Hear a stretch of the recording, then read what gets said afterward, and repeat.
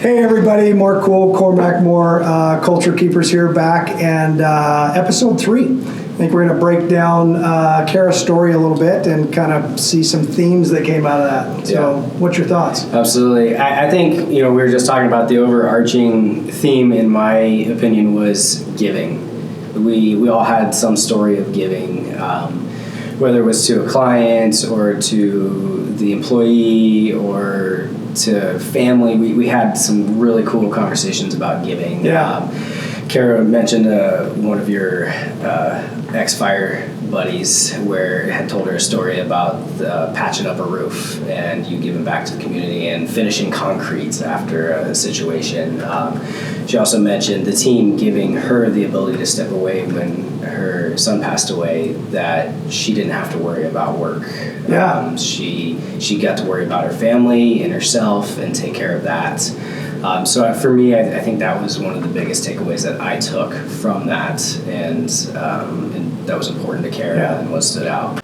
Well, Tony Robbins, if you're watching, which I know you are because we're buddies here, I think you're onto something. The secret to living is giving, and I truly believe that. That's one of our interview questions that we do a lot is, then what, then what, then what? And it always comes down to giving back to somebody. So I think that's a big deal. So that's easy for me as an acts of service guy, right? For me to give is a very easy and attainable and a natural thing for me. It's not natural to those who have I don't want to say selfish, but a more internalized, introverted type of a personality that may not know how to give. Now, when you said that I went in and I sat there and I didn't say anything, and I learned that again from Kendra, is even if you're introverted, you don't need to be extroverted to give, because that is giving, even though we don't realize it. So I think that's an important topic to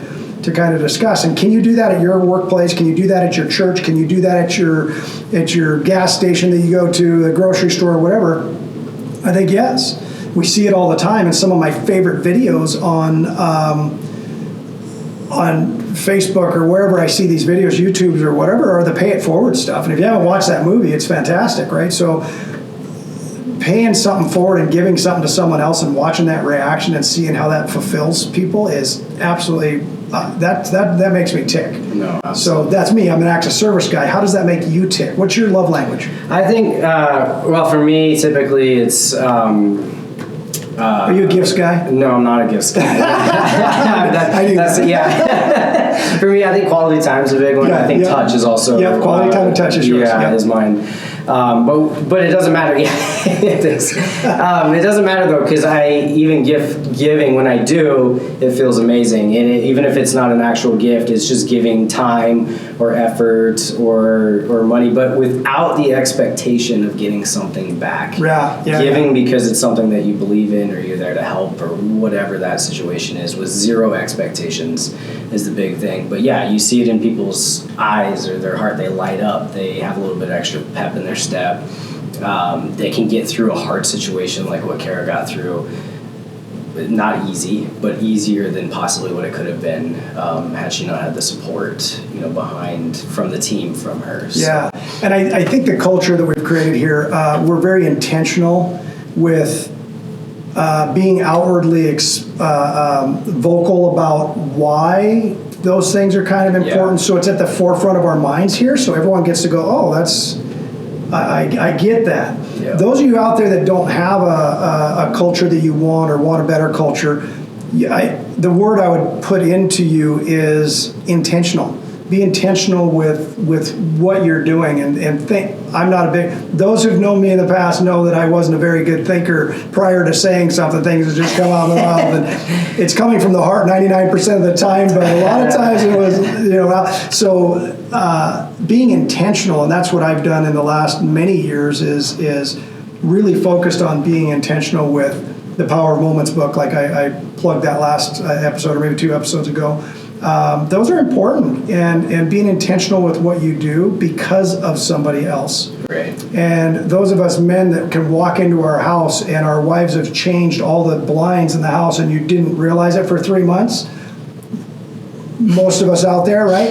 I think if we're intentional to come in and see what our surroundings are and see how people are reacting around us, I think it's a lot easier to see someone that just needs someone to say, hey, dude, how you doing? Yeah. No, absolutely. And here's the thing with that too, because we just mentioned it a little bit, but we're not going to get too into it. But love languages is something that we all know each other's love language. We have little cards at work that we can look at to understand that. And being that you're a gift giver, walking in and not noticing the blinds is pretty natural for that to happen, right? But that doesn't mean that's Marcy's love language, right? Yeah. So being intentional on what is their love language, the person that you're dealing with, to help communicate better with them and have them understand that you do care. Yeah, and I think I'm not a gift giver. That's not my love language. Yeah, that's right. Yeah, sorry. Touch and acts of service is mine. Right? So I love hugs and I love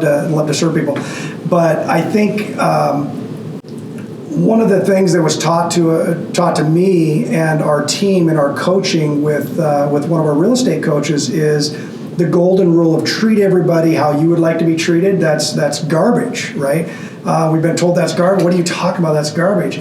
We try to go by the platinum rule, which is treat people how they want to be treated, because I'm a very high dominant personality, a very influential personality, right. And you and I can just go at and say, hey, dude, Right. And we respect that, and that's okay. But if I did that to Kayla, she's looking at me right now, just stop talking about me. If I did that to Kayla, it wouldn't come across as, that would be a gut punch likely to Kayla, because she doesn't have that high dominance that we have. So treat people, other people how they need to be treated. So in our company, we've chosen to all buy into what is our love languages, what's our Myers-Briggs, what's our DISC profile, our personality profiles, what is our widget, our working genius by Patrick Lencioni. It blows our mind. We're all bought into all that, and it's so important to know that about each other. So if you don't know something about your coworker, ask questions. But you also can't expect them to answer honestly unless you've earned their trust. Yeah, that's a big one. Right? Yeah. You've got to have trust. And if you don't have the trust, I think Kara, she alluded to the fact that I earned her trust. She gained the trust in me just by actions and things that have gone on. And so I'm able to say things to her, do certain things around her that don't, that help her, and she'll receive it because there's trust. Right. So you got to earn people's trust before you can just go up and say, hey, dude, what's your love like? Oh, cool, I know how to talk to you. Absolutely. And you do that by caring. Yeah. Right? By caring for the That's other another person. one of our words that we had written down. That came out of that last episode. Yeah. So, that's a big piece. The other thing that really came out too, I think, was attitudes, because she talked about the attitude when she first got here to the attitude of what the culture is like now. And not necessarily that one's better than the other, but one's better for her and how she, enjoys coming to work, as opposed to what the other attitudes were about. And she even said that some of the past work she's great friends with still, it just wasn't the work environment that it is now, and it's just adjusted over time to, really fit what you and Marcy were trying to build. Yeah. So I think that kind of summarizes up really well what that was kind of about. And we're going to bring on some other folks in here. I think it would be really important to talk a little bit more about love languages. And if you haven't, Google love language and do that with your spouse, do that with your kids. It'll give you some really good insight. And so will the DISC profile. Tony Robbins has a free one, I think, on his website. It's the personality profile. That's the DISC. Stands for dominance, or dominant or direct, influential, supportive or steady people, and then the certain and cautious people. That's what the DISC profile stands for, and it's really interesting if you're really wanting to connect with people to understand what makes them tick or how you can speak to them and things like that. So I think we've done that well here, because it's been years of molding that and bringing those things to light for people, for the light bulb to switch on and go, that's really important. So it's a daily language here. It's intentional. Yeah. And so intentional would be a good word for today. I think our next guest is going to be Kyle Fancook. He is someone who had a corporate job as well for 15 years. He was a number and was very very well known that he was a number, and it didn't really click to him until after he left that corporate world, came to us, that his number was just replaced. Right. And you don't realize it when you're in it, and that's being intentional. Sometimes you got to step back and say, you know, what is it that I'm getting here? Am I getting fulfillment out of where I'm at and who I'm hanging with and things like that?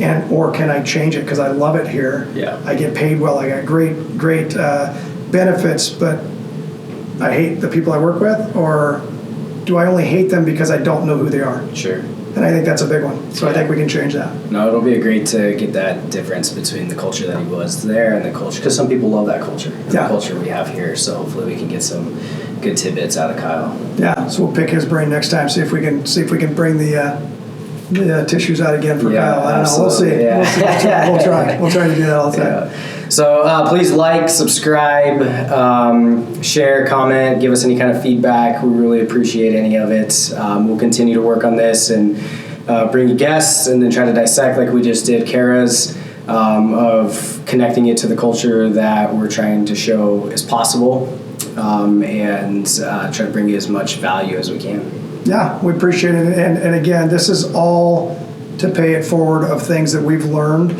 A lot of coaches have been involved in our success here and with our lives, and I think that paying it forward is the best thing to do. Give it back. So Yeah. appreciate it, brother. Yeah.